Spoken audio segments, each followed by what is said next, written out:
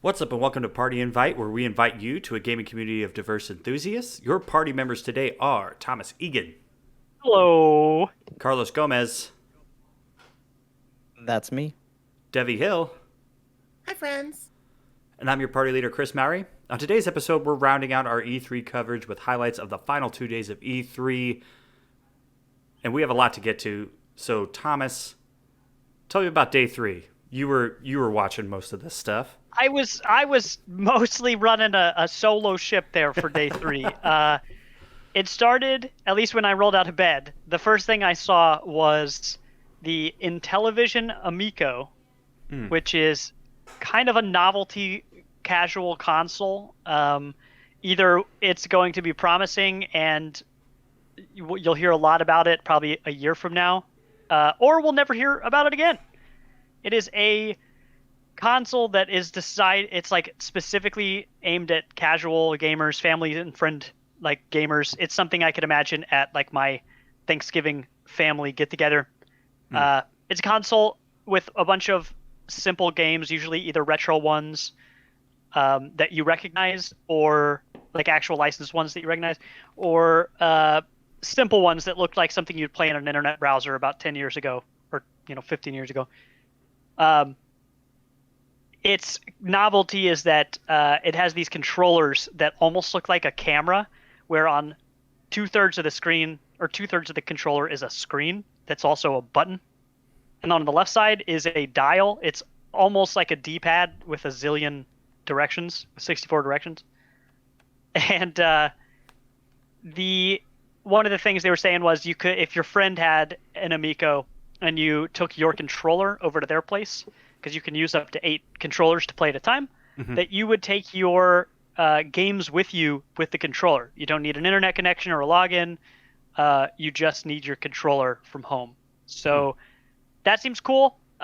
We talked off mic. I basically think the only way that this is feasible, because the games in the presentation, they're like, and finally, the thing we're best at, the games.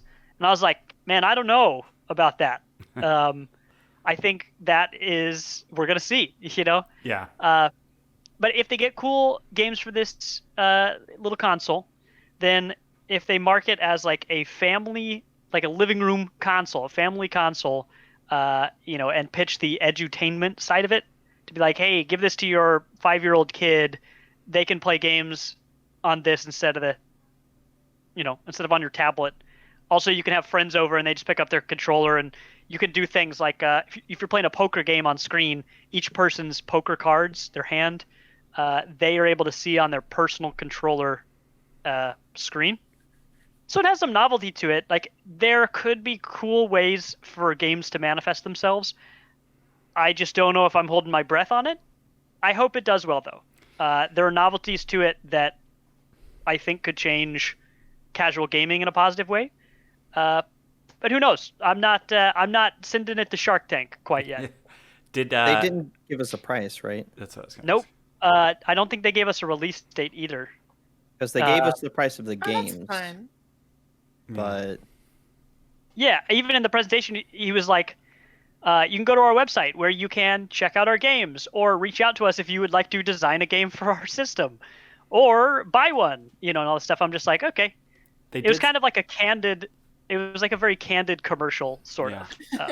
It's just like, here's the thing, we don't know. Right. Yeah, and that makes it that makes it sound a little, I don't know. It's a pitch. It is a pitch, but even at one point he's like, we know our audience. We know we're not going to impress anybody with teraflops or frame rate or whatever, but that's not who we're trying to appeal to. And he went into the whole thing about playing with your friends and family and stuff. So I hope it does well.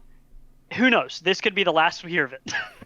Yeah, I mean, that's very true. I appreciate and respect Tommy Tallarico a ton, and just with what he's brought to the table over gaming for freaking 30 years. So that, like, him being the face of the presentation is honestly the biggest thing. The biggest thing that'll help them. I like that. He kind of went through some of his credentials in the presentation, and it was just like, damn, it's really easy to forget that one person or some people can be so heavily involved in so many games. And Carlos, you just name dropped him. I couldn't even tell you his name. Which is like that's exactly the struggle that voice actors can face. You can like recognize their voice or recognize the games they're in, but have no idea who the people are that are behind So what they're doing. For anybody that doesn't know, he is number one, the creator of Video Games Live, the symphony that was touring and was making CDs, replaying soundtracks for games. But he was also on the Electronic Playground, which was a really great tech TV show that he was a part of. And his co-host is Vic, right? His co-host is actually doing like a YouTube that's like trying to get some numbers up there right now. That's kind of like direct competitors with G4 and Adam Sessler and all that. It's kind of funny. That's cool. Yeah. So in the vein of getting to know the people behind the games, something that I've liked about the presentations for the entire weekend, just like Chris, the interview that happened later with that guy, you could remind me who he is. Oh gosh, I'm gonna butcher his first name because it's a tough one. They were interviewing him, but the point is that it's really nice with these indie, not just with the indie games, but with the indie coverage, the way that they style these presentations. Not only are you seeing the game, but you're getting a glimpse and an interview with the person who made it, which makes it so much more personal.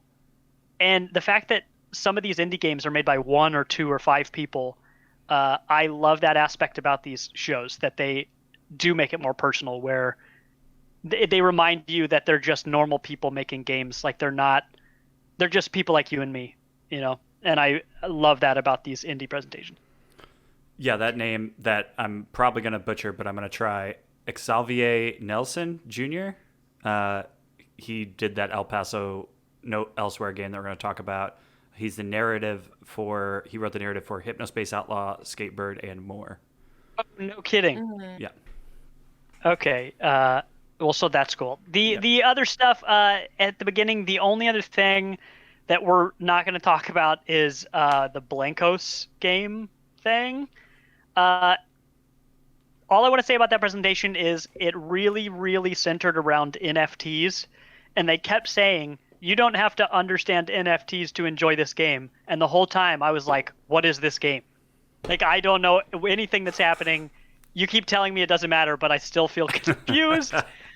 So I don't know. Maybe 6 months from now, either that thing won't exist because NFTs are not it's a flash in the pan and not a trend.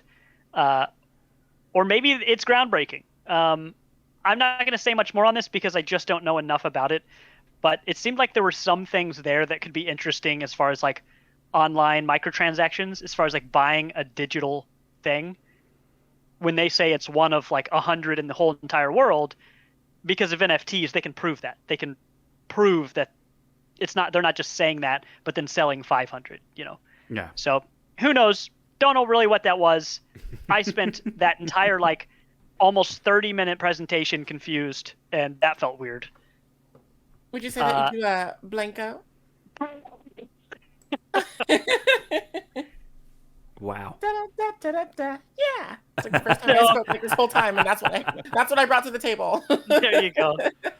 So those two things are really the beginning of that presentation as far as I woke up and saw.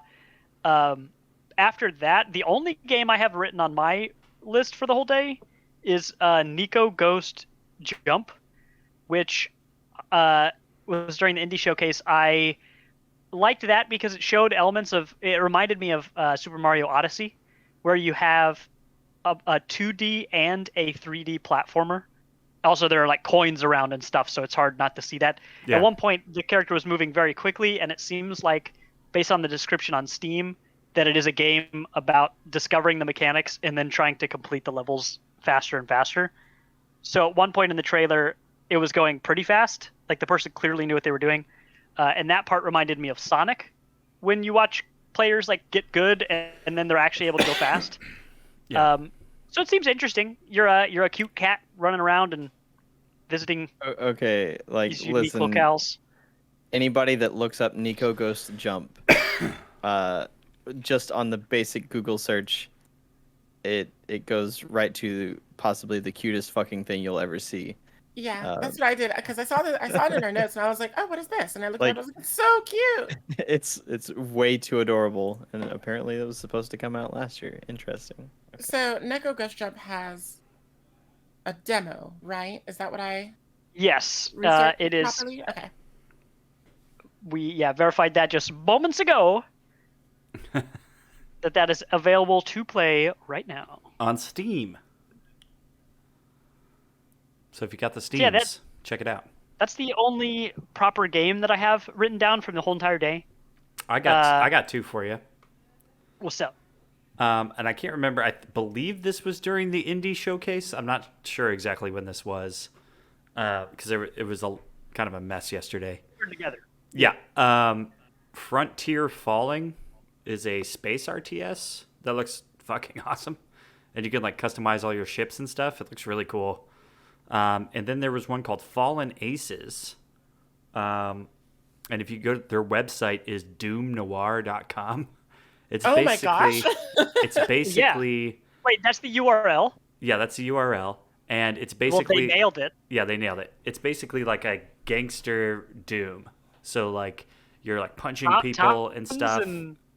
Yeah, Tommy guns and such. So it looks cool, very stylized and very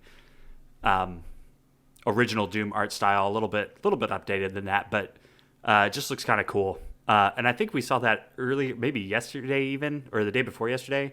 But it was just like in a quick thing, Did and I we? just kind of I I think know it was we saw over the weekend. We've seen at least 3. That would have been the third. 3 games like that because I commented earlier. We saw one. I didn't say anything. We saw a second one, and I was like, "Wow, I've never seen these modern games recreate the original Doom look, where like basically anything you look at has like 4 different ways it can look. You know, front, left side, right side, and back. right. You know, so I said that, and then we saw this, and it's just like, damn. I mean, it's not a knock against them. Like, I didn't know that this modern genre, this like renaissance of Dooms, like they're not even trying to look retro, but they're stylized, but clearly evocative of that very unique sense of looking around, you know, navigating the world and stuff. Yeah. The art style kind of reminds me of Archer. Yes. Yeah, Yeah, it very does. Archer or 13. Yeah. 13, but not buggy. Yeah, it looks interesting, at least. You know, I'll keep my eye on that one, and definitely on the Frontier Falling. I'm not huge into RTSs, but this one looked pretty enough to pique my interest, at least. If there's a demo, Yeah, I'll check it it's out for pretty- sure. Cool. And then the other 3 things I saw were, so 2 of them were panels. The first one was an interview before those 2 panels. So the interview, I looked it up. I forgot to write down the name of the interviewee. But the interviewer, or no, I'm saying that backwards, but the guy getting interviewed was Nadeshot of 100 Thieves. He's the guy who created 100 Thieves. That dude's 28 years old. He's been in the esports industry for a long time. In 2014, he won the Game Awards Esports Player of the Year. He's a really big name in gaming. So anyway, had an interview with him, and it was like super candid.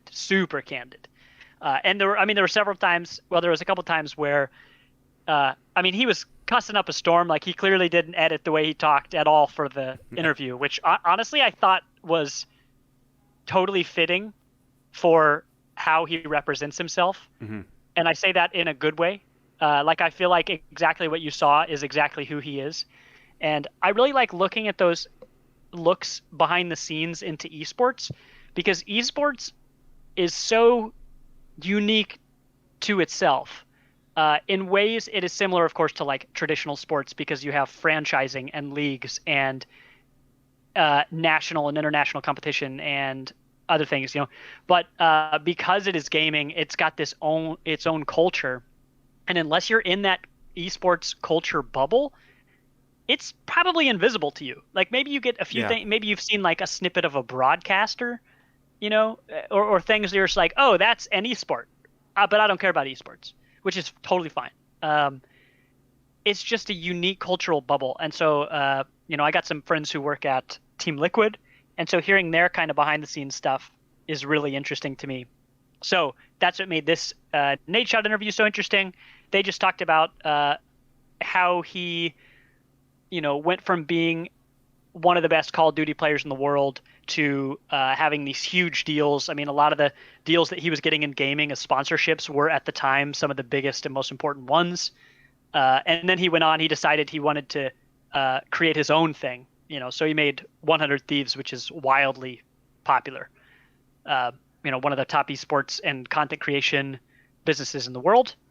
So yeah, I just like that interview because clearly the Nadeshot and the guy interviewing him were good friends, like very good friends.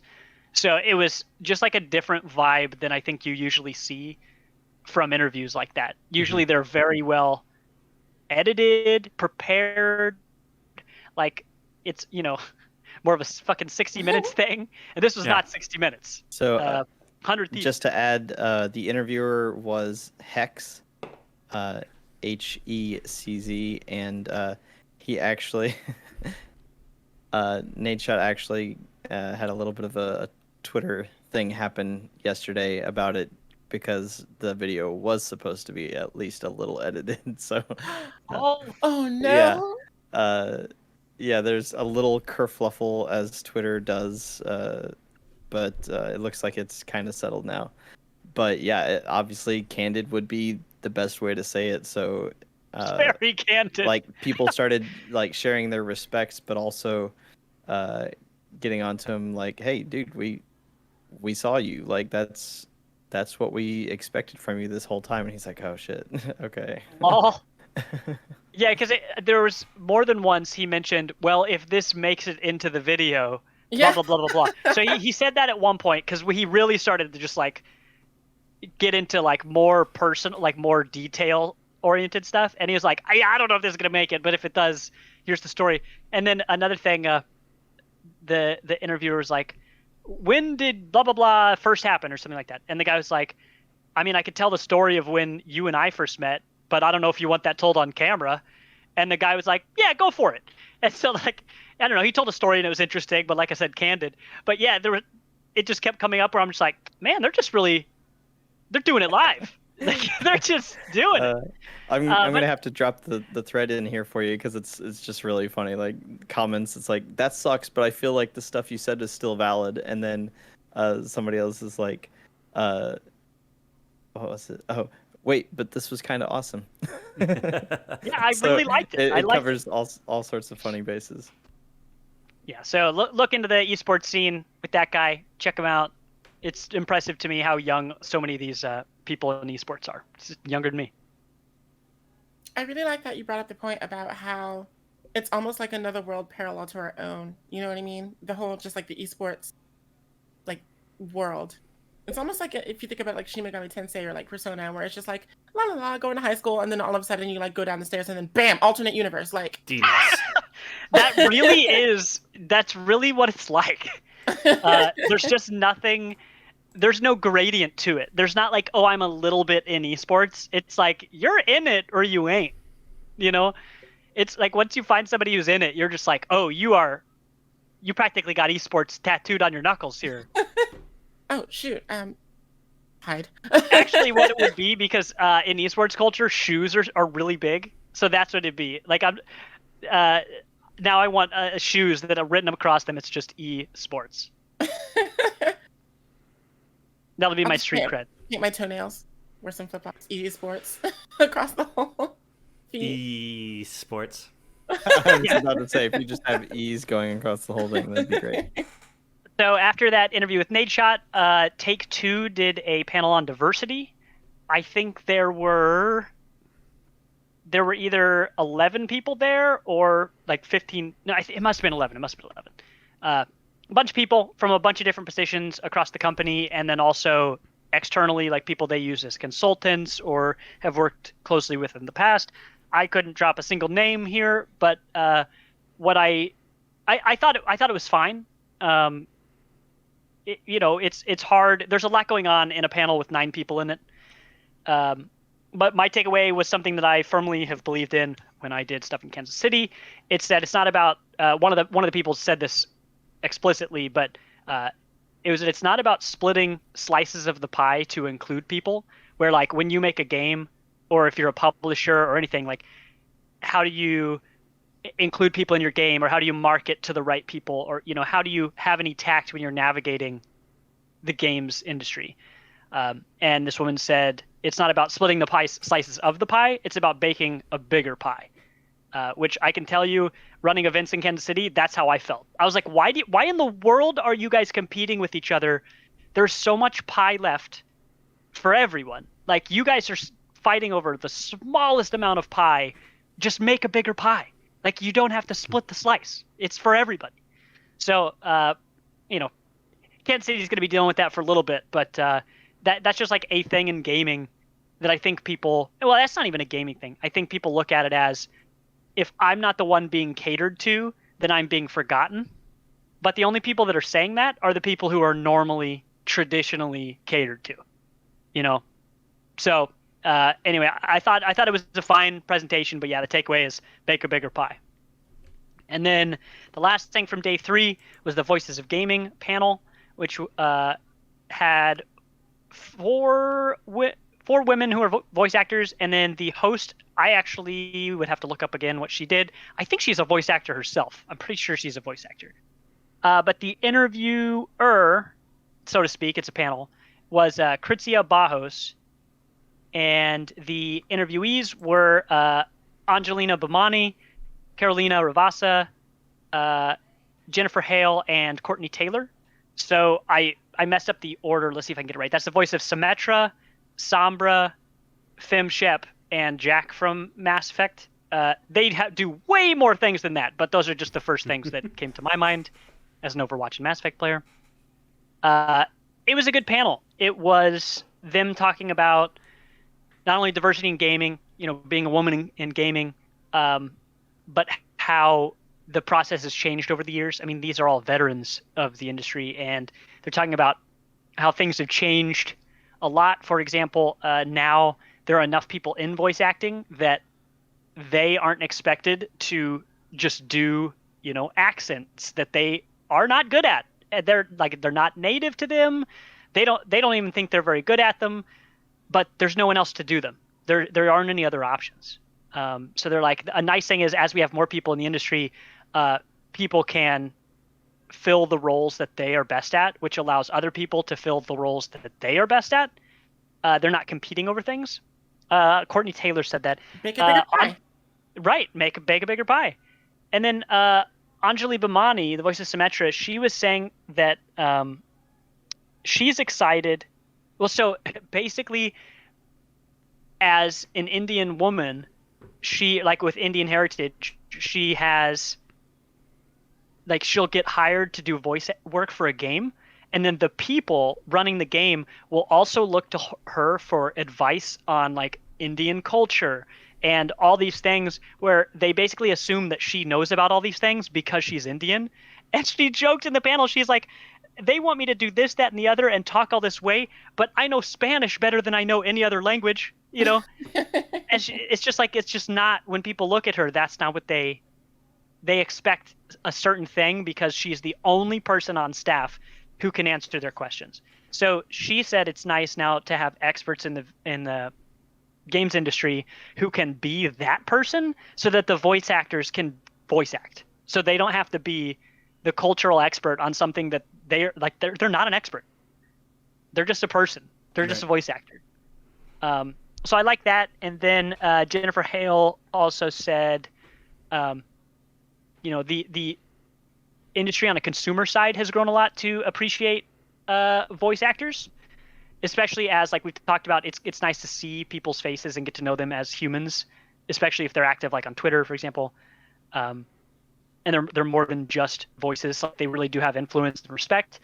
But she got pretty emotional describing how the industry side of that has not reflected that, and that like from a professional side, being a woman in gaming or just being a voice actor in that industry is rough. And she was just like, I hope I'm around for the day that voice actors start getting professionally treated with respect.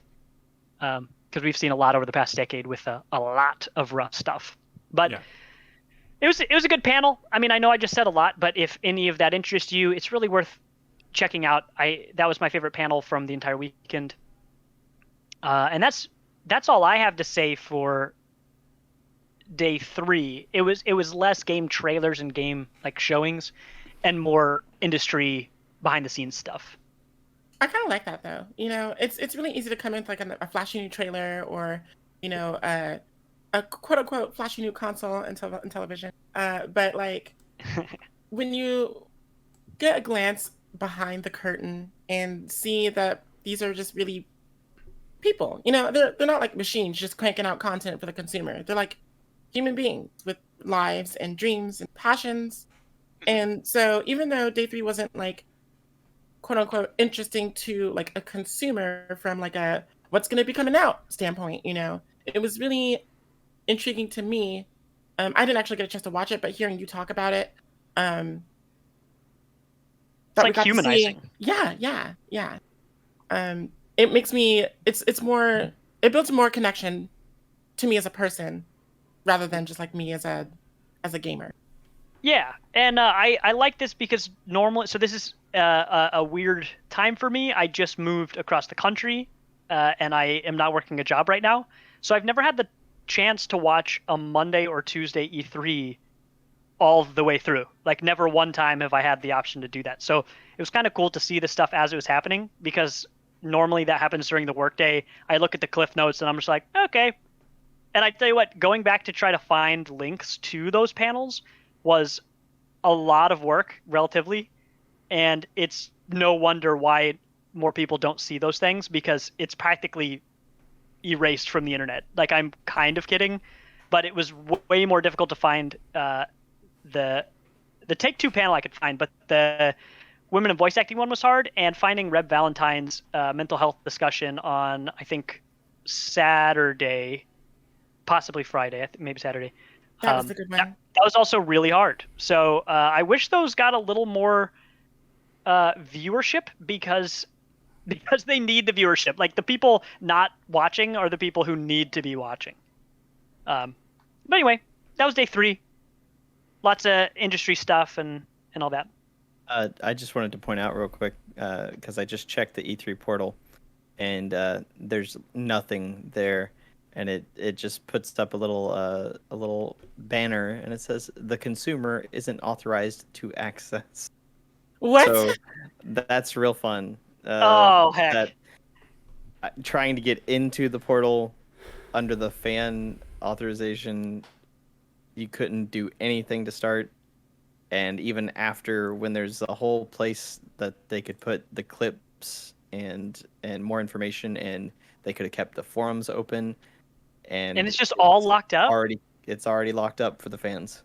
Yeah, What? that's no good. Polls closed. They Like, So you can't even party's do like over. a virtual ticket sort of deal, like BlizzCon does, where you can have access to panels for like 2 weeks or whatever after. Exactly. There's There's there none of nothing that like that? in this. Nothing in the portal like that. Well, the But portal Carlos, the E3 experience for you through the website was pretty good, though, right, consumer? It was so good.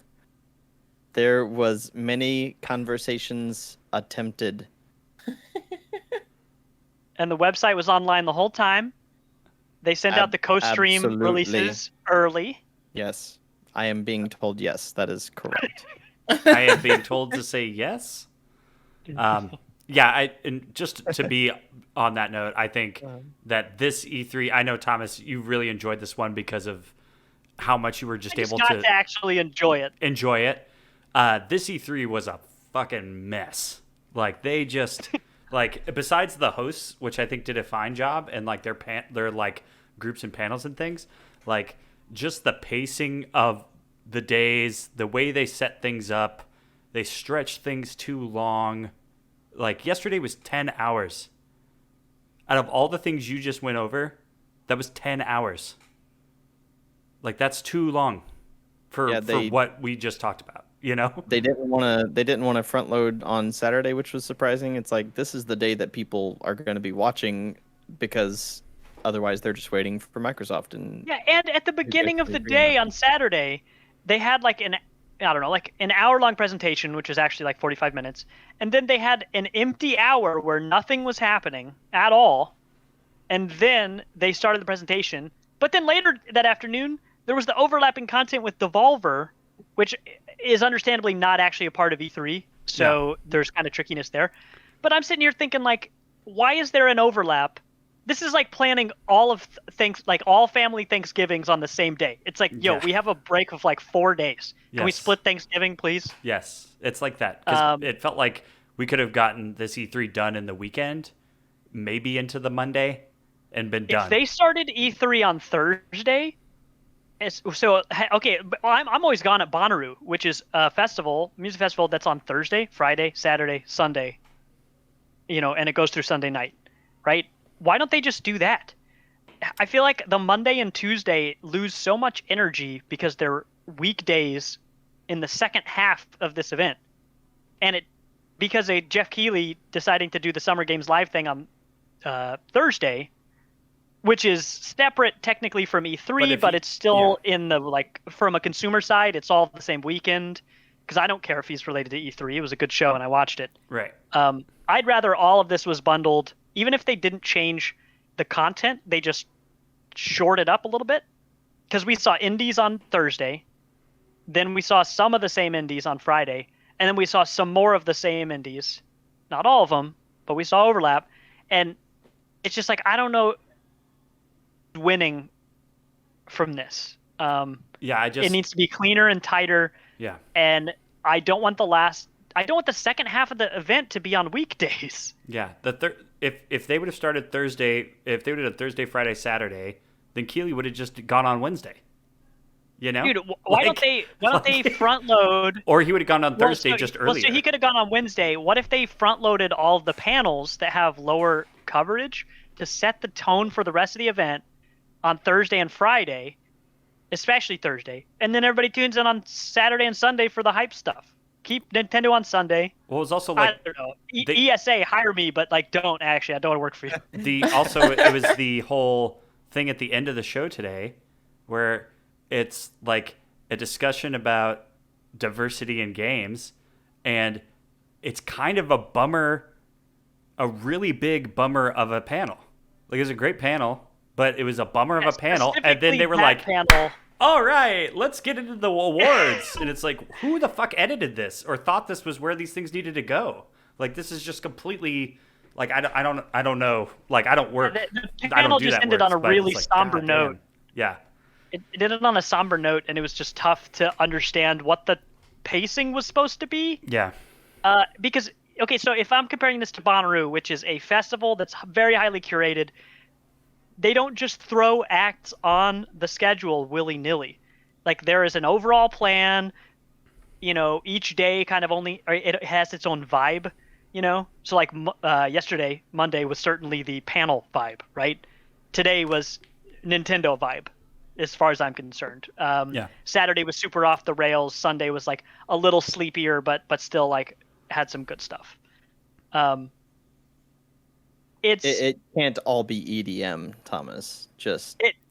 There's more than EDM at Bonnaroo. I'm just there's a lot more. For the record, there's a whole lot more than that. But they curate that festival so that the overall, so the individual experiences are good, but also the overall experience has a certain level of flow to it. Like, I feel like anytime you book people to give presentations or host events or run a festival or a concert or anything, you have an idea what you're in for, and you can plan that experience around everything else. Like, you plan it all kind of at the same time. The trouble with everybody having their own marketing team, for example, on the same day was Devolver and Gearbox, and boy, those were two dramatically different experiences. I would have. Devolver wasn't even a part of E3. Gearbox was.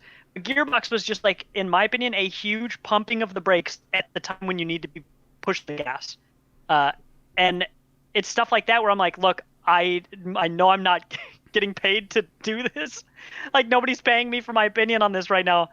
But why didn't they do better? And why don't they do better? I think a little bit of it too is that most of the industry has said, we don't need you. We don't need the ESA anymore. We can do our own thing and get out the information that we need to get out, and we don't have to pay you to do that. So ESA has lost a lot of good faith that they had, or maybe they didn't have good faith. It was just the only option for a while. But once people realized they could do it without them, that's what they're going to do. Like EA left a long time ago. They've been doing it by themselves for 4 years now or something like that. But they'll still plan it around E3 just because they know the most eyes will be there. Right. But it's like EA Play is not till July, and PlayStation wasn't even there. Like, I think part of it is they don't have the people to fill the time, so they are grasping at straws to fill the time instead of just shortening the conference and making it a tighter experience. They instead are trying to fill it with a lot of fluff. Like coming back from something like some of these like little tiny conferences and being like, all right, guys, let's spend 15 minutes on a 10-minute presentation talking about what we enjoyed out of that. Like, right. You're just adding hours. You're just adding hours and hours and hours to something that it doesn't need to be like that. It can be a tighter presentation. Bring it all in. Like, I think their stage looked good. I think their host did well. All that, but just tighter. Tight. Yeah. If one of you took me up on this bet, I think I'm confident enough to do it right now. I think in 3 years, 3 is the number I'm giving for how many years until Jeff Keighley like formally tries to overtake E3 with his Summer Games Fest. I think you're right. I think the industry doesn't need the ESA. I think E3 is obsolete. I've been surprised that it's been around this long, even though I had a good time. Let's have the video game awards at the the Keighleys in December, and we'll have the summer Keighleys here in June. Because if they don't get better, he could probably get that LA Convention Center all by himself. So I don't doubt it. They were also talking, like, even before the pandemic happened, people were talking about, is E3 going to happen? Right. So, like, and it was kind of surprising that it even happened this year. It's like, I guess it's happening, Like, yeah, it's just one of those things that pretty soon is not going to exist. Dude, even BlizzCon got canceled for 2021. Yeah. How much do these things mean to people? I mean, they still did a stream thing, didn't they? They did a virtual. Yeah, they did a virtual. Are doing. No, it's the one that's coming up this year because it happens. Oh. Doesn't it happen later this year, right? It does. I'm pretty sure that's still going to be virtual though. Yeah. I will check. I thought they totally canceled it. Anyway, 3 years. Somebody take me on my bet. I think it's going to be possibly next year. I think it's less than that. Yeah. I agree with you, Thomas. I think 3 is a good number. Thank you. We'll win together. I just don't know if you watched the reactions to E3 for the most part. There was a lack of interest, kind of a lot of places this year in the conference, which normally isn't a thing. Everybody's like all crazy hyped about it and just goes nuts. But you could tell that people were like, I don't like this. I don't like this. I don't like this. There's just a lot more gripes about it than I guess I'm used to seeing. I guess that's the internet, but I also think that it's like it's been a real tiring year. Yeah. Like 2 years. Like, people are just kind of fed up with everything going on. Yeah. They expected a lot more, but everything's getting delayed because of all the whole, the pandemic. Right. So there's not really much to look forward to anymore. At least not as soon as people are expecting, and then people it's weighing down on people, and so that also might have been a factor in. Yeah. That's true. The lackluster interest in E3. We should really we got to move on, guys. We've already gone for 45 minutes almost on this, so we got to get to day 4 because that's going to take a while. So day 4, Nintendo showed up. I think they did insanely well. What was the first thing that they that popped off? Smash. It was Smash. That's right. Yeah. They announced what's his name? The Tekken guy. Kazuya? Yeah, not Yakuza. Oh, jeez. It's Kazuya. Kazuya. Kazuya, yes. Yes. How can I get those mixed up? They're not even close. Honestly, I knew we were gonna get a Tekken character. I just knew it, but I was hoping it would be Heihachi. But Heihachi was already a guest character in like several other games, so I guess they wanted to try something different. Right. Yeah, when the trailer started, I thought it was Heihachi carrying Kazuya. Ganondorf. Yeah, carrying Ganondorf. Yeah, and A great way to start it. The Kirby bit at the end was great. Love that. That was so funny. I like laughed my butt off. He was just like, Kirby's in the background like.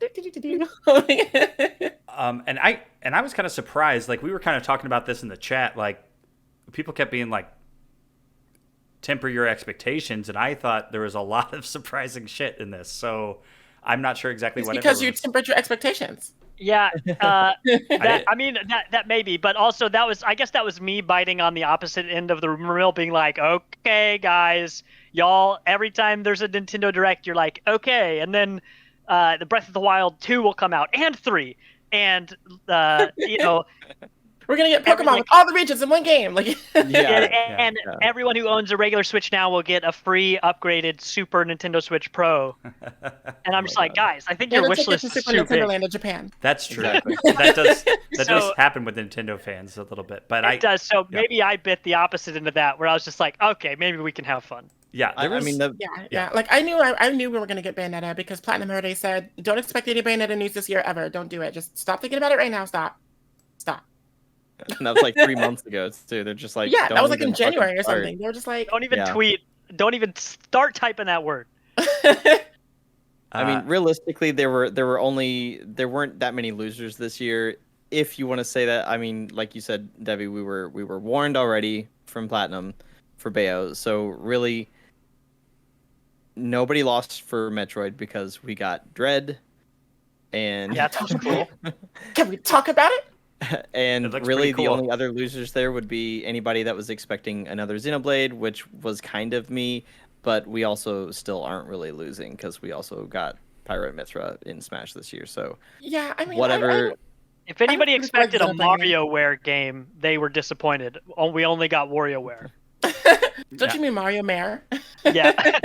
So let's talk about you brought it up, Carlos. Let's talk about Metroid Dread a little bit because they kind of started this off a little weird. They were like, they started talking about Metroid Prime, and then they're like, anyway, we got this other thing, and you were like, wait, what? But yeah, it's cool. They're going back to the 2D.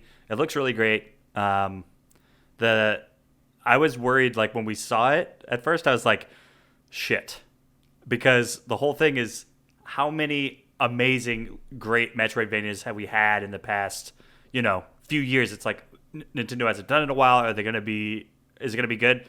Then they showed a little gameplay in the treehouse and stuff of the movement and the quickness that Samus is moving around. I was like, all right, it looks like it's all right. Looks like we're good here. Yeah. Yeah. They freaking announced, revealed, dated, put out pre-orders, and gave us over 20 minutes of gameplay footage. Yeah, Metroid fans ate today. What? They were fed. That's insane. Yeah. I mean, I expected a few more shadow drops of games, but this was not on the radar. And I dropped a link earlier about just the funny thing that technically a Dread game has been in development on and off, and in this hilarious like mythological development hell for over 15 years. Jesus. And this game could potentially have had some inspiration from what was being worked on a long time ago, but originally Dread was a DS game, and it's just so funny that anything could have evolved and become this. So, yeah, this is looking super exciting, and they're treating it like a blockbuster. Finally, with the whole $90 special edition with a steelbook, which America doesn't usually get steelbooks for their Switch games. Oh, Carlos. Yeah, the art book is almost 200 pages that comes with it. Like, oh my god! And yes, I did get it. So Dude, they brought up wait. physical editions and like appealing to collectors like a lot in the show. I don't know if I missed it before or if they really just upped it this time, but I don't think I could count on one hand the number of times where they're like, and physical people, we haven't forgot about you too, or we haven't forgot about you either. Here's this thing coming out, and then I'm like, wherever Carlos is right now, an angel just got its wings. dead and in physical heaven, yes, whatever that place is. They also released pre-orders for the Amiibo Yes. as well. Those were gone quicker. Like it was. I mean, sick. Amiibo collectors are like crazy. Do you know how long it took me to get the dual pack with Samus and the Metroid? Like a really long time. Yeah, I don't doubt it. But that surprised me because the Metroid one way back when Samus Returns came out, wasn't that one like $40, and this one was actually $30. So it felt a little weird. And just before we get into the rest of these games, by the way, a few of these games actually are not full priced. That is WarioWare and Super Monkey Ball. Just throwing that out there. That Switch tax as far as lifetime of games is still a thing, but some of these games that don't always have the most traction are getting discounts right off the bat. So Nice. That's good to hear. I do like that WarioWare game. I haven't had fun in a WarioWare game since DIY came out for the DS. Made so many things on that. I'm super excited to have a new one, like a new installment of it, and it has multiplayer. Yeah. Like, hello? Yeah, They that's got pretty it cool. together. Aha. I was also talking with everybody when we were watching it. I was like, this is cool. Why'd they stop making Wario Land games? there is not an answer. Those were Yeah. tight. I almost I remember because it was like Super Mario Land 2, 6 golden coins, and then Wario was Super Mario Land 3, basically, right? Yeah. Wasn't that how yeah. it worked? Yeah. They should do that again. Wario needs his own game. That's not Also, WarioWare. remake 6 golden coins, because that game was good. Yes, do that as well. You know what? Just bundle them all up, charge us $70 for it, whatever. Let's There just you get go. them. Super Mario Land Banana Mania Anniversary Edition. Wario Land So- Banana Mania. So speaking of a Actually, Banana yes. Mania edition, this is a good surprise for me. I love this. 3 Super Monkey Ball games in one package. Is that going to be $40, Carlos? Yeah, Fuck yeah. it's gonna be $40, which is nine. Like that's $10 more than Banana Blitz when it came out, but You these get are better the games. better games. So yeah, and that I think that adds something like 15 or 20 mini games, the much better mini games as well. So if you need an alternative to the Mario parties and the heave hos and stuff like that, then Monkey Ball is the way to go because those mini games are tight. Yeah, They Super are Monkey Ball so rules. fun. I just like the puzzle aspects of it, like just getting the ball through the goal. Like I could do that for hours, and I used to when I had a GameCube. Like just go back to level 1 over and over again. You've got like 9 seconds. Something like 9 seconds is like the fastest you can do level 1. You're just like, that was ultimately satisfying. Like Yeah, the straight line into the ribbon. Okay. The first time I ever went through the course was that level 1. I was like, whoa, what was that? Little monkey and a ball? Cool. Let's do that again. Another kind of surprising one, Mario Party Superstars. Debbie. I'm so excited about that game. Oh my gosh. Okay, first of all, not only does it bring back one of my favorite stages, which is, of course, Princess Peach's birthday cake, Yep. but it also brings back Spaceland, which was one of my favorite stages from Mario Party 2, I believe. And oh my gosh, Mario Party 3 was my favorite Mario Party and still is my favorite Mario Party. And all the mini games from that, or not all of them, but all the best ones from that are coming back. All the best mini games are coming back like forever. So they have Mushroom Mix-Up. They have Bowser's Big Blast, which, oh my god, I hate that game so much, but I love that game so much. But I hate that game so much. It's so stressful. They're bringing back freaking the snowball fight one, which I can't remember the name of. And then everything is happening so fast. I just need it. I need it right now. I watched that whole Treehouse live, all of it. And oh gosh, I don't want to spoil any. Like, if you want to go back and watch the VOD, I'm not going to spoil it for you. But the finale is a nail biter. Oh my gosh, so much happens. Like on the last turn. Oh, you need to. Oh, you need to watch it. You need to watch it. As far as what I could tell, it's probably going to have somewhere between 9 and 10 maps, since half of them are the 64 versions. But it didn't look like, from what I saw in the trailer, at least, I didn't watch all of Treehouse, but it didn't look like they were bringing any of the Super Mario Party mini games. So that's very interesting. So we might hopefully have anybody that had the 3DS version knows, but like we might finally have the best of the mini games Oh again. yeah. But on I mean, Switch. we have like facelift. If they have keep away, oh my gosh, it's over. If they have keep away, and if they have Horrorland, the stage, and if they have skateboard scamper. Skateboard Scamper. Oh my god, I'm buying like 5 copies. 5 copies. That's totally unnecessary. You just need one. No, I need 5. I need 5 copies. I said what I said. Another real surprising one that got us pretty hyped, Carlos. Advance Wars 1 and 2 Reboot Camp. Hell yeah. Hell to the yeah. So excited. Yeah, I'm excited for that. Yeah, I Bowser was mean- too. Like that was one he really started flipping out over, and I was like, because he's like super excited about Advance Wars, and I actually haven't played the series, so this will be a nice So- entry point for me. Advance Wars was the very first tactics game I've ever played, and one of the few I've ever played. I played it on a stagecoach going between countries in Europe when I was in high school. I went on this big ass, like very important in my life trip, and we had this big ass bus, and I had one of my good buddies from school and from music sitting next to me, and I watched him play this game, and he loved it. And he was like, "Do you want to play?" And so I played for a little bit, and then he falls asleep. So I was like, "Well, I guess this is my life now."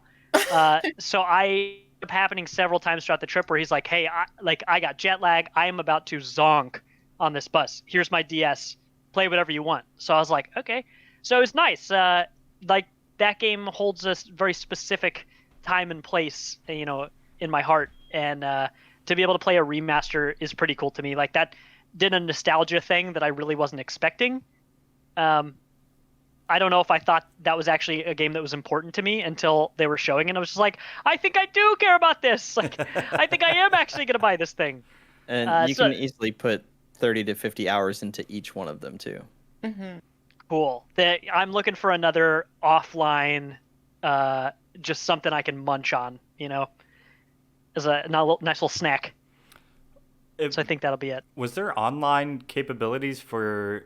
I mean, the originals you would have had to do the link thing because it's on Game Boy Advance. But was there like a battle type thing where you play against friends? I feel like there was a Link game mode. I think it was just a set number of stages or something, if I remember right, way back when. But I know in the DS age they added that as an actual feature. You can only evolve your tanks if you trade them first. That makes a lot of sense. Yeah. Um, So Another one here, Carlos. I don't think Thomas knows anything about this, but I'll ask him anyway. Hey. Shin Megami Tensei 5. yeah, I don't know nothing. Say that 20 times fast. I was like, Yeah. I'll take a stab at it. Thomas, what you know about Demon Bears and JRPG stuff? Oh boy. As somebody said in chat, it was probably one of you guys. You know, just anything can be a demon. You know, Yeah. if you just call it a demon, it's a demon. Yeah. I mean, this was not a surprise. We had the rumors talking about this the past several weeks. It's still a little bit surprising for me, honestly, that it's coming out this year. But the fact is, we saw a lot of it. It was like 20 plus minutes of gameplay in the treehouse, as well as gameplay during the actual direct, and it looks good. I mean, if you don't know Shin Megami Tensei, then you don't know Shin Megami Tensei, and you have to start somewhere. Don't start here. But since they just released the remake of 3 or remaster, whatever you want to call it, then pick up 3, see if you're interested, and then move on to 5. It's going to be that spiritual successor, so to speak. If you want to play another RPG for an ungodly amount of hours, then there you go. This is that for this year, since we don't have a new Xenoblade. Not jaded at all. but Doesn't sound like it. you know, for the people that are already obsessed with the personas of the world, just get on Shin Megami Tensei 5. It's going to be there for you, and it's going to be quality, and it has yet another potentially awesome protagonist that people will cosplay for years and years. Oh, for sure. So then we got into some meteor stuff here right at the end. They said that they were talking about Skyward Sword a little bit. I completely blanked that part out. And then they were talking about because we already knew it was coming, so I was like, okay. But then they talked about a Zelda Game & Watch, which had 3 games in it, right? It had 3, and then like a Game and Watch classic remade with Link, Vermin. Oh, that's right. Yes. Interesting. I'm sure it's probably already sold out. Haven't checked, but I bet it's gone. My question is, are they going to be doing this for all of their major franchise anniversaries? So, like, are we getting like a Metroid one? Are we going to get a Star Fox one? Like, where does it all end? Because I feel like Mario and Zelda are like the quintessential, like, Nintendo experiences. I honestly, I wouldn't be mad if we didn't get another Game & Watch. I feel like Donkey Kong's probably the only other one left that would fit the bill. Of Yeah, that's the chain fair. of games. That's fair. So yeah, That was kind of surprising too, because Carlos, right before it started, I was like, "Hey, just so you know, it's Donkey Kong's 40th anniversary." yeah, and then we got nothing. At all. Because I thought that would be something that like is a cool thing, but that would be tempered expectations. Like maybe they didn't show what they were about to show, but they did. Instead, they went, "Here it is, Breath of the Wild 2. Looks fucking amazing. Looks awesome. It's not coming until 2022. I watched Link goop upwards from underneath the floor. Yep, and crawl through. That was new. He like portaled. He ain't got no bones. He ain't got no bones. He like portaled through it, like Rick and Morty style. It was pretty cool. Did we hear some Twilight language? Is that what I caught during that trailer, or like when it was like during the music? And it sounded like a whole bunch of like reversed speech or something like that. It sounded like reverse speech, and I just remember going, "This music is weird."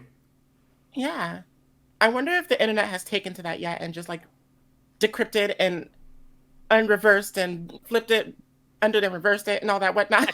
they had a little bit of it in the previous announcement that had a lot of theories going crazy. So yeah, this showed us a little bit, and obviously and gameplay, like showed gameplay of the game. Yeah, like actual gameplay for sure. And people are talking about the whole arm thing now, the whole prosthesis and or arm replacement. We have no idea if that would be kind of awesome if it got that dark, like he loses his arm and loses Zelda at the same time. Like, oh no. Yes, please do. Sad Link times. What if his arm is made out of the Master Sword? Wow. And his arm breaks all the time because weapon durability is still a thing. So he has to keep slaying monsters to find more arms. And putting on different arms. I like it. I mean, the skeleton arm was a weapon in the first one. So just foreshadowing. Look at him. That's good. I'm just mad that we didn't get any more. Like, I want that rehydrated Ganondorf. Give him to me. I've seen the art. I want him real. Make it happen. Give me that Buff Gerudo. Give him to me now. Need it. I was interested in the like landscape, the fact that like pieces of this land were like up in the air. I think I made the joke, "Where's Booker DeWitt?" But yeah, it just like had that vibe of a city in the sky kind of feel. And then I can't remember if this was in the first game or not, but when he ran up on that that like encampment, and all of a sudden the ground started lifting up, and there was like a rock monster. Talos. Yeah. I was like, that was fucking rad. Yeah, there were plenty of Taluses in the previous game, but they didn't have never stuff on top of them. Yeah. It did make you wonder if that's a scripted event or not, because they're not usually under the enemy's fortresses or anything like that. So that would be interesting if they could surprise you like that. Yeah, that's kind of cool. Also, Hyrule Warriors DLC for those who care about that. That's right. That's happening. My brother's gonna be hype as hell for that. I only care about the story of that part. So was that? Hopefully there is some. I was worried because they were like, this is the last thing we're going to show you today. And they showed that, and I was like, you are going to piss off so many people if that's what the last thing you show is. Right. And then then it like cut to black, and then the creator of Zelda was there and talking, and I was like, oh, okay. We made it out of the woods. I thought we were about to have a real bad time, and internet. Just like, just playing, guys. Yeah, It's just okay. kidding. I mean, you always have to have like a one more thing when it comes with Nintendo, you know? Yeah. Like, it's almost expected by now. I think Yeah. everyone has to, sort of. They're Like, that's who started they're it. the Marvel. They're the MCU. You're like, look around, just hang out for the credits. Trust me, there's gonna be a thing. They do it all the time. Like they're the Yeah. only ones in the industry where they really, I mean, shoot, where they really have something at the end where they're like, and stick around for a special surprise. Chris, one of the other presentations, I don't even remember what it was, but they were like, stick around for a special treat, and then suddenly it was over. Like whatever presentation we were watching was over, and you were like, "Wait, what was the surprise?" Yeah, I can't remember what that was, but I was like, Like, Yeah. I what the didn't hell? care. Yeah. Right. I think the other ones paid off. Only Nintendo can do that. The other one, like the other big ones, paid off. It was like Xboxes was what was their one more thing? It was Redfall, and then the other one more Oh, that was a thing pretty good was one. Ubisoft with that movie that's 100 years old that James Cameron made. Avatar? Avatar. Oh yeah, that was their final. Yeah. That was their one more I- thing. So at least I it already was forgot about something that. surprising. You said you know. Ubisoft. I'm like, are they making another Prince of Persia movie? No, thank God. We wanted to ruin E3 for you. Right.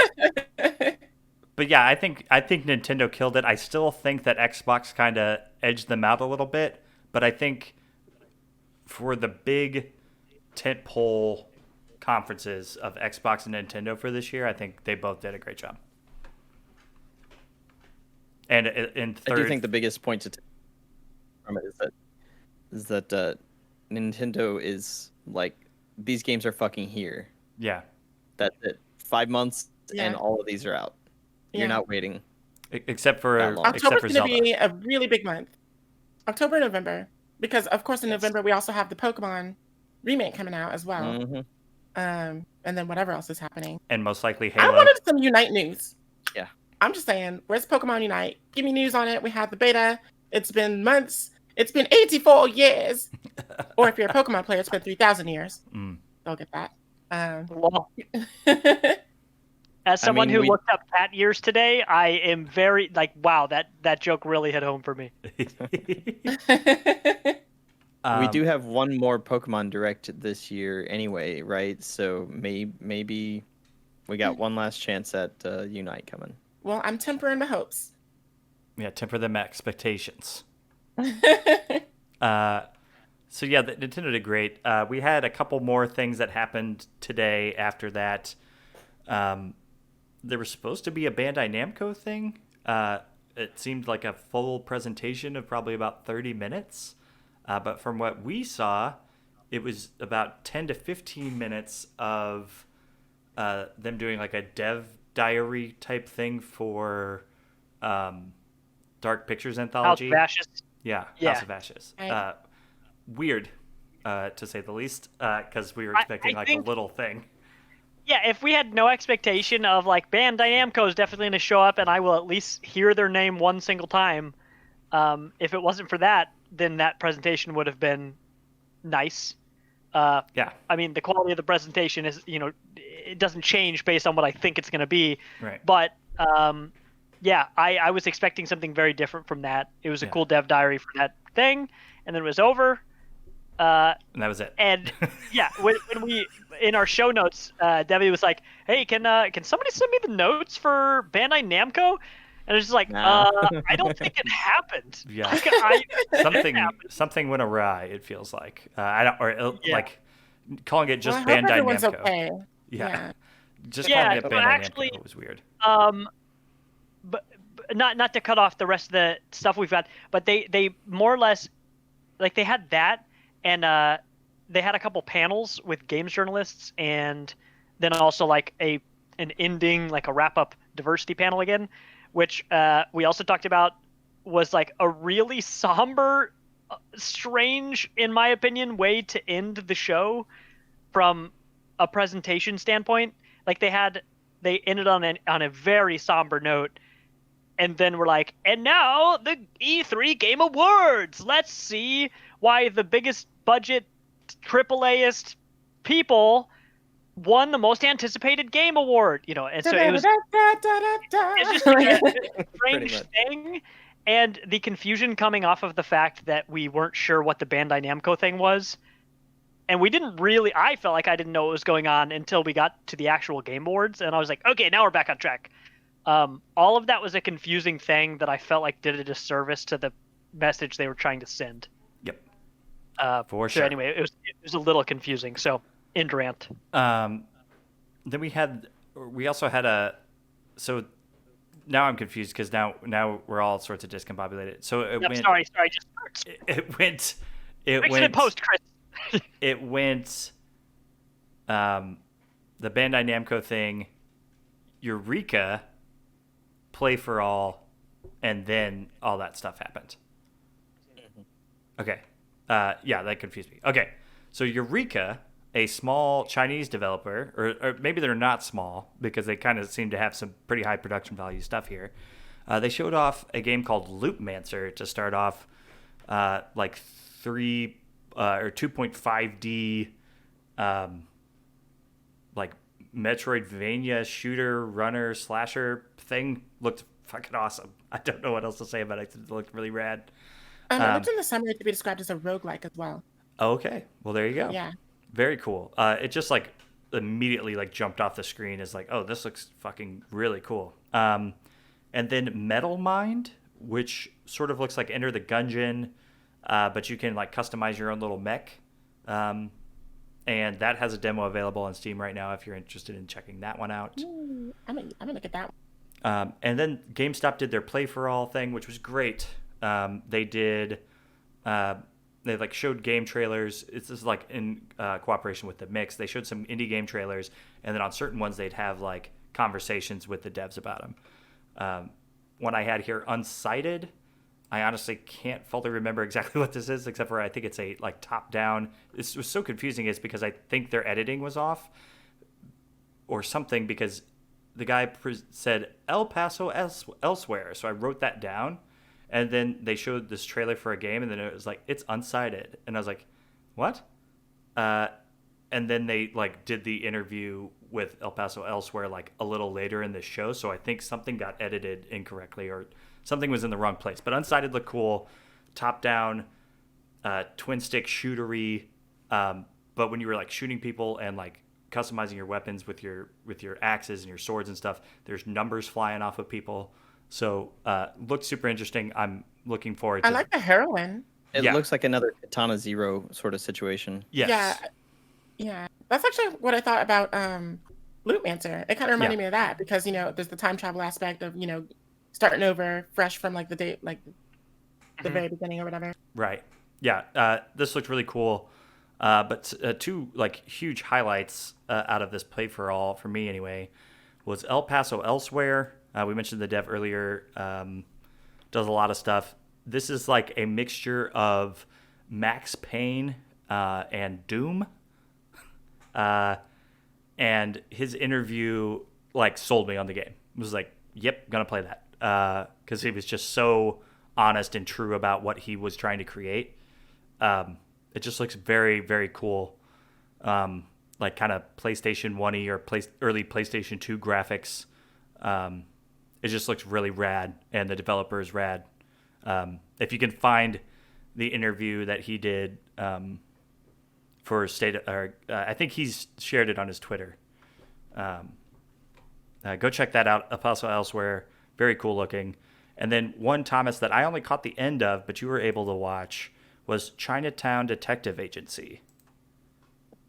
Oh, I should. Okay, actually, I need to look that one up because I remember that it was remarkable. I just can't remember what it was. So I think what you were telling me is that it's like a detective story, like adventure game, but you would have to do a lot of the learning and figuring out stuff on your own time. Ooh, like it wouldn't be, wasn't in the game. So the developer, they do an interview with the creator, and they're describing that they they were heavily inspired by the Carmen San Diego games, where you actually have to learn to be able to progress in the story. So not only was this a game that is going to deal with like history and culture and learning a lot about these things in the game, but actually requiring you to do your own research offline to go find answers to come back and discover, whatever the game has in store for you. So it didn't use any really concrete examples, and I think that was on purpose. But it's the idea of like, maybe this thing happened in such and such country, and it's some like trivia, which is super up my alley of some place, and you've got to go to Google and find it. And even if like 6 months after this game comes out, half of what you're doing is going to Wikipedia and using a walkthrough, and everyone else has done the work for you, then that's still fine with me. The idea that you're actually going and doing real learning to solve the puzzles in this game is really interesting to me. Yeah. I've talked before about, I think edutainment is cool because the only way it's successful really is by putting the fun first and the learning second. So when you incorporate it in a way where the game is so fun that you want to go learn in order to progress in it, I think that's just a great way to teach anybody, including adults who are famously hard to teach. This is really eye-catching for me. It's got a cool mystery aesthetic to all of it. It's called Chinatown Detective Agency, but I thought that's such a novel concept. I hope it turns out to sound as cool as they made me believe it to be. I will say anybody that is interested, definitely watch some gameplay, because just looking at the you've got a little web browser, you've got a news browser, you've got messages like text messages that pull up that are constantly on screen that other characters are sending you, and a good fifth or a sixth of the screen is a dial pad, so you will actually type in numbers to call people to learn new information. So this looks very intensive. So it looks like a game you'd have to actually have your own notepad for. Oh yeah, you know? Like if you're in it, you're in it. So Yeah. do the research. It looked cool. Yeah, so I hope it's cool. I hope it's not just like a cool concept, but I hope the execution is good. I mean, if it's anything like Carmen San Diego or even like Mario was Missing, it's gonna land well, I think. Mm-hmm. I think that's going to do it for the wrap up of E3 stuff. Do you guys have anything else that we forgot or missed or something? I don't think we missed, but if this is our last presentation for this long weekend, I've really enjoyed this E3 because, like I said, I've never been able to really experience it this way before. I'm just going through a dramatic amount of life changes, so to be able to experience this presentation in a totally brand new way when it's something that I've been attending, so to speak, for like a decade, has been really refreshing. I don't know where this E3 stands in the lineup of E3s over the years, but I really had a great time hanging out in our Discord with people. I think we talked out at 9 people at once watching one of the watch parties. That was such a fun time. I think that was Microsoft, I think. Yeah. Steve was gushing. Steve, who we had on yesterday, or like the Day 2 podcast, was gushing about the Microsoft stuff, the Halo coverage. Yeah. But that was such a good time hanging out with everybody, and now that we're post E3, there is in our Facebook group a mega thread of everything we're interested in, a zillion trailers. I mean, basically every trailer from the entire show that I'm interested is there. So if you're someone who only wants the Cliff Notes, you can find those there. You should also check out our website, because Carlos has been kicking butt doing stuff over there. So absolutely, I had a great time. Also, I'm glad it's over. Just like any festival, on the last day, I'm ready to go home. What do you mean, man? It's not over. July 22nd, we got to watch an EA play and hang out in the Discord and watch with everyone. I mean, I can already tell you what EA Play is going to be. Microtransactions, and not FIFA. fixing the sound in their games. FIFA, Madden, something else, and something else. Knockout Yeah. City, another season. Yeah. Oh, yeah, I mean, that's fair. Yeah. I'll watch it for that. Carlos, do you want to let everybody know where they can find us? Yeah, they should find us here on the Discord or on Facebook for the community stuff, and for the content, they need to go to partyinvite.games, where they will find all the links, including the link tree and the YouTube and our Anchor podcast and our Twitter. We need some more followers, more subscribers, and whatnot. So if you're interested in our content, go to partyinvite.games first and foremost. And of course, you've obviously found the community if you're listening to this. So drop on in. We've got a lot of conversations going every single day. Yeah, say hi. Hi. Or, you know, else. No, just kidding. All right, y'all. That's going to do it for us. We'll get you next time. See ya. Peace. I'm putting up a peace sign right now.